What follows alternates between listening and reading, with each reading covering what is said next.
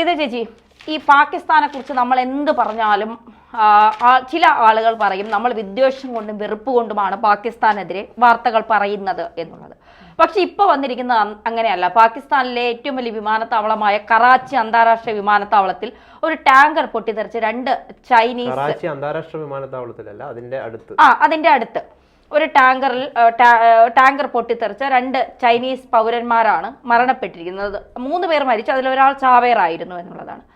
ഇത് ചൈനയും പാകിസ്ഥാനും തമ്മിലുള്ള ബന്ധത്തിൽ ഒരു വിള്ളൽ ഉണ്ടാക്കാൻ കൂടി സാധ്യതയുള്ളതാണ്. കഴിഞ്ഞ കുറച്ച് നാളുകളായി 100 കണക്കിന് ചൈനീസ് പൗരന്മാരാണ് ഈ പാകിസ്ഥാനിൽ കൊല ചെയ്യപ്പെടുന്നത് അല്ലെങ്കിൽ മരണപ്പെടുന്നത് എന്നുള്ളതാണ്. അപ്പോൾ വലിയ നല്ല ബന്ധം ചൈനയും പാകിസ്ഥാനും തമ്മിലുണ്ട്. ആ ബന്ധം ഇല്ലാതാകും എന്നുള്ള ഒരു വിവരവും വരുന്നു. മാത്രമല്ല, ഈ ഭൂമുഖത്ത് നിന്ന് തന്നെ പാകിസ്ഥാൻ എന്ന് പറയുന്ന ഒരു രാജ്യം ഇല്ലാതാകും എന്നുള്ള ഒരു റിപ്പോർട്ടും പുറത്തു വരുന്നുണ്ട്. ഇതിനെങ്ങനെയാണ് ഇതിന്റെ പിന്നിൽ ബലൂചിസ്ഥാൻ ലിബറേഷൻ ആർമി എന്നാണ് റിപ്പോർട്ടുകൾ സൂചിപ്പിക്കുന്നത്. ഈ പാകിസ്ഥാനിലും അഫ്ഗാനിസ്ഥാനിലും ഇറാനിലുമായിട്ട് വ്യാപിച്ചു കിടക്കുന്ന ഒരു പ്രദേശമാണ് ഈ ബലൂചിസ്ഥാൻ എന്ന് പറയുന്നത്. ഈ ബലൂചിസ്ഥാൻ ഇപ്പൊ ഈ പാകിസ്ഥാനിൽ കുറെ നിർമ്മാണ പ്രവർത്തനങ്ങളുമായിട്ട്, അത് ഡെവലപ്മെന്റ് പ്രവർത്തനങ്ങളുമായിട്ടാണ് ഈ ചൈനീസ്, ഇവരെല്ലാം എഞ്ചിനീയർമാരാണ്. ഇവർ അവിടെ ഒരു 2 കോൾ പവർ പ്ലാന്റ്, ഇവിടെ പോർട്ട് ഖാസിം, കറാച്ചിക്ക് അടുത്തുള്ള പോർട്ട് ഖാസിമിൽ നിർമ്മാണ പ്രവർത്തനങ്ങളുടെ ഭാഗമായിട്ട് വന്ന എഞ്ചിനീയർമാരാണ് ഈ ചൈനക്കാർ. അപ്പോൾ ഇവരെ ഈ ചൈനക്കാരെ ലക്ഷ്യമിട്ടുകൊണ്ടാണ് ഈ ആക്രമണം അഴിച്ചുവിട്ടിരിക്കുന്നത്. ഈ ചൈനയുടെ ചൈനയിലും പാകിസ്ഥാനും തമ്മിലുള്ള ഒരു സാമ്പത്തിക ഇടനാഴിയുടെ ഭാഗമായിട്ടാണ് ഈ കോൾ പവർ പ്ലാന്റ് എല്ലാം നടക്കുന്നത്. അപ്പൊ ഇത് പണി പൂർത്തിയാകുമ്പോൾ ചൈനയും പാകിസ്ഥാനും തമ്മിലുള്ള ഒരു ബന്ധം കൂടുതൽ ശക്തമാകും. ഈ ബലൂചിസ്ഥാന്റെ ആവശ്യം എന്താണ്? അവർക്ക് അവരുടേതായ ഒരു പ്രൊവിൻസ് വേണം എന്നുള്ളതാണ്. ഇത് ആ വിഭജന കാലത്ത് തന്നെ ഇവർ ഇന്ത്യയോട് ചേരാതെ മാറി നിന്നവരായിരുന്നു. അപ്പൊ അത് ആ ബലൂചിസ്ഥാൻ പ്രവിശ്യയെ കുറച്ചു ഭാഗം പാകിസ്ഥാനും കൈയടക്കി, കുറച്ചു ഭാഗം ഇറാനിലേക്കും പോയി, കുറച്ചു ഭാഗം അഫ്ഗാനിസ്ഥാനിലേക്കും പോയി. ഇത് ചേർത്ത് അവർക്ക് അവരുടേത് മാത്രമായിട്ടുള്ള ഒരു രാജ്യം രൂപീകരിക്കണം എന്നതിൻ്റെ ഭാഗമായിട്ടുണ്ടായ ഈ ഒരു ആക്രമണങ്ങളാണ് ഈ തുടരെ ഉണ്ടാകുന്നത്. ഇതിൽ തന്നെ ഇതൊരു ചാവേർ ആക്രമണം ആണ് എന്നാണ് ഇപ്പൊ BBC-യിലൊക്കെ വരുന്ന റിപ്പോർട്ടുകളിൽ പറയുന്നത്. 10ഓളം പേർക്ക് പരിക്കേറ്റിട്ടുണ്ട്. ഈ 3 പേർ മരിച്ചതിൽ തന്നെ പറഞ്ഞതുപോലെ തന്നെ 2 പേർ ചൈനയിൽ നിന്നുള്ള എഞ്ചിനീയർമാരാണെങ്കിൽ ആ 3ാമതൊരാൾ എന്ന് പറയുന്നത് ഈ ചാവേർ BLA ബലൂചിസ്ഥാൻ ലിബറേഷൻ ആർമിയുടെ ചാവേറാണ് എന്നാണ് റിപ്പോർട്ടുകൾ സൂചിപ്പിക്കുന്നത്. പേര് ഷാ ഫഹദ്, തീവ്രവാദി ചാവേറിന്റെ പേര്. സിന്ധ് പ്രവിശ്യയിലെ പവർ പ്രോജക്റ്റുമായി ബന്ധപ്പെട്ടുള്ള ചൈനീസ് എഞ്ചിനീയർമാരെയാണ് ഇവർ പ്രധാനമായും ഇപ്പോൾ ലക്ഷ്യമിട്ടിരിക്കുന്നത്. മജീദ് ബ്രിഗേഡ് എന്ന് വിളിക്കുന്ന BLA ചാവേർ സ്ക്വാഡിന്റെ പ്രവർത്തനങ്ങളാണ് ഇതിന്റെ പിന്നിലെന്നും റിപ്പോർട്ടുകൾ സൂചിപ്പിക്കുന്നുണ്ട്. പാക് പ്രധാനമന്ത്രി ഷെഹബാസ് ഷെരീഫ് ഇതിനെ നിന്ദ്യമായ പ്രവൃത്തി എന്നാണ് ഇദ്ദേഹം പറഞ്ഞിരിക്കുന്നത്. കാരണം അവരും ചൈനയുമായുള്ള ബന്ധത്തെ തകർക്കാൻ കാരണമാകുന്നതാണ്. അപ്പൊ ഇതിന്റെ പിന്നിൽ പ്രവർത്തിച്ചവർക്ക് കൃത്യമായ ശിക്ഷ ലഭിക്കണമെന്നും അതിനുള്ള നടപടികൾ പാകിസ്ഥാൻ സർക്കാർ സ്വീകരിക്കും എന്നുമാണ് അദ്ദേഹം ഇപ്പോൾ പറഞ്ഞിരിക്കുന്നത്. ഈ ബലൂചിസ്ഥാൻ ലിബറേഷൻ ആർമി തന്നെയാണ് തങ്ങളാണ് ഈ പ്രവൃത്തി ചെയ്തിരിക്കുന്നത് എന്ന് പറഞ്ഞുകൊണ്ട് ഇപ്പോൾ സ്റ്റേറ്റ്മെന്റ്സ് ഇറക്കിയിരിക്കുന്നത്. കഴിഞ്ഞ ദിവസം ലോക്കൽ ടൈം രാത്രി 11 മണിയോടുകൂടിയിട്ടാണ് ഈ ഒരു സംഭവം അവിടെ ഉണ്ടായിരിക്കുന്നത്, കറാച്ചി എയർപോർട്ടിന് അടുത്ത്. അപ്പോൾ അതിൽ 3 പേരാണ് ഇപ്പോൾ മരണപ്പെട്ടിരിക്കുന്നത്. അതിൽ ഒരാൾ ഈ ചാവേർ തന്നെയാണ്, ഷാ ഫഹദ്. അയാൾ പൊട്ടിത്തെറിക്കുകയായിരുന്നു. ഒരു വെഹിക്കിളിൽ, ഒരു ടാങ്കായിരുന്നു അത് പൊട്ടിത്തെറിക്കുകയായിരുന്നു. 2 ചൈനീസ് ഉദ്യോഗസ്ഥർ, ചൈനീസ് എഞ്ചിനീയേഴ്സ് ആയിരുന്നു അവരാണ് മരണപ്പെട്ടത്. അപ്പോൾ ഇതെന്ന് വെച്ച് കഴിഞ്ഞാൽ ഈ ചൈനീസ് ഉദ്യോഗസ്ഥർ വർക്ക് ചെയ്യുന്നത് ചൈനീസ് ഫണ്ടഡ് ആയിട്ടുള്ള എൻ്റർപ്രൈസ് ഉണ്ട്, ഒരു കമ്പനി ഉണ്ട്, Port Qasim power generation corporation limited എന്നാണ് അതിൻ്റെ പേര്. അവിടെ അതൊരു കോൾ പവർ പ്ലാന്റ് ആണ്. 2 കോൾ പവർ പ്ലാന്റ് നിർമ്മിക്കുക എന്നതാണ് അവരുടെ ഉദ്ദേശം. അപ്പോൾ അവിടെ വർക്ക് ചെയ്യുന്ന ഈ 2 ഉദ്യോഗസ്ഥരാണ് മരണപ്പെട്ടിരിക്കുന്നത്. ഈ പോർട്ട് ഖാസിം എന്ന് പറയുന്നത് ഈ കറാച്ചിയിലെ തന്നെ പ്രധാനപ്പെട്ട ഒരു പ്രൊജക്റ്റാണ്. അത് Beijing $multi-billion belt road initiative ഉണ്ട്, അതായത് സിൽക്ക് റോഡ്. ചൈനയുടെ ഏറ്റവും മാസീവ് ആയിട്ടുള്ള ഒരു ഇൻഫ്രാസ്ട്രക്ചർ പ്രൊജക്റ്റാണ്. അതായത് വേൾഡിൽ തന്നെ വേൾഡിലെ ഏറ്റവും പ്രധാനപ്പെട്ട രാജ്യങ്ങളിൽ തങ്ങളുടെ സാമ്പത്തികവും രാഷ്ട്രീയവുമായിട്ടുള്ള സ്വാധീനം ചെലുത്തുക എന്ന ഉദ്ദേശത്തോടു കൂടി ചൈനയുടെ ഒരു വലിയ പ്രൊജക്റ്റാണ്. ആ പ്രൊജക്റ്റിന്റെ ഭാഗമായിട്ട് നിൽക്കുന്ന ഒരു കമ്പനിയാണ് ഈ പോർട്ട് ഖാസിം പവർ ജനറേഷൻ എന്ന് പറയുന്നത്. അപ്പോൾ ഈ ബലൂചിസ്ഥാൻ എന്ന് പറയുന്ന ഈ ഒരു കുറേ ആളുകൾക്ക് അവരൊരു ഗോത്രവർഗമാണ്.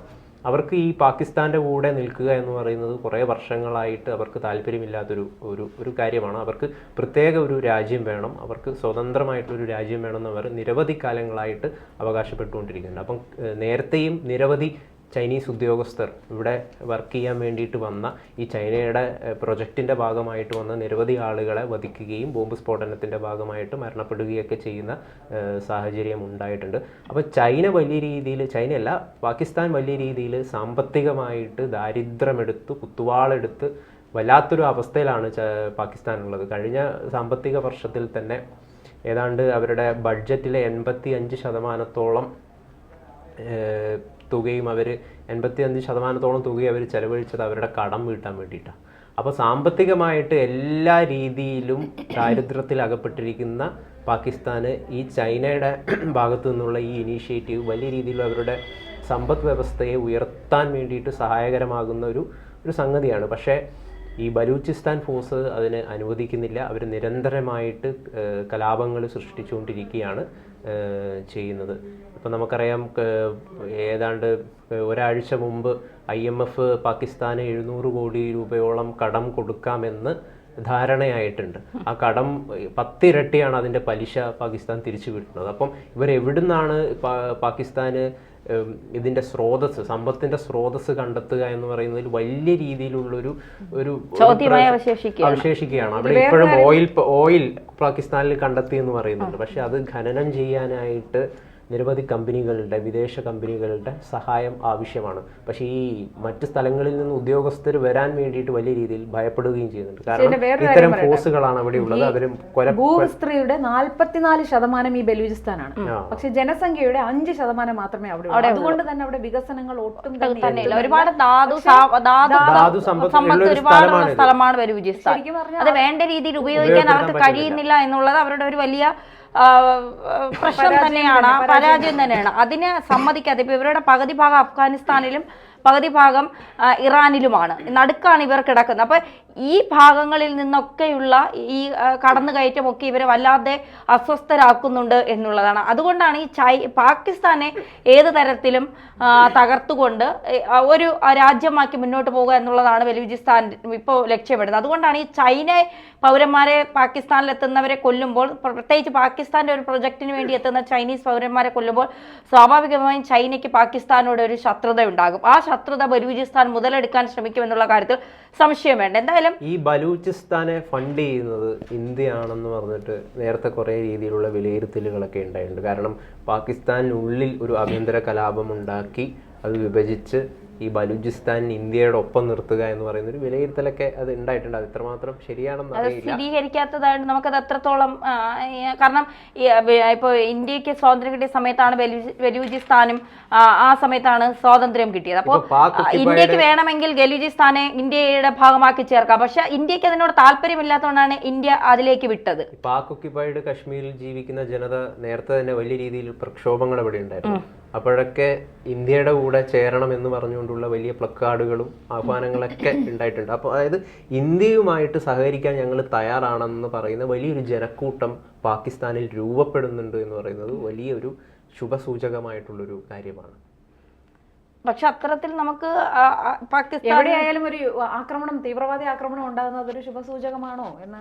അതെ, അതുപോയിട്ട് ഇന്ത്യയോടൊപ്പം പാകിസ്ഥാനിലുള്ളവർ ചേരുക എന്ന് പറയുന്നത് നമുക്കൊരിക്കലും അംഗീകരിക്കാൻ കഴിയുന്ന കാര്യവുമല്ല. ബലൂചിസ്ഥാന്റെ ഈ ഫൈറ്റുകൾ 1970 മുതൽ തുടങ്ങിയതാണ്. അപ്പൊ അത് ഇപ്പോഴും അവർ ആ ആക്രമണം നിലനിർത്തിക്കൊണ്ട് വർഷങ്ങൾ ഇത്രയുമായി പാകിസ്ഥാനികൾ എന്ന് പറയുന്നത് പാകിസ്ഥാനികളിൽ നിന്നും വളരെ വിഭിന്നമായിട്ട് ജീവിക്കുന്ന, അവരുടെ സംസ്കാരമായിക്കോട്ടെ അവരുടെ മറ്റ് രീതികളൊക്കെ വളരെ വ്യത്യസ്തമാണ്.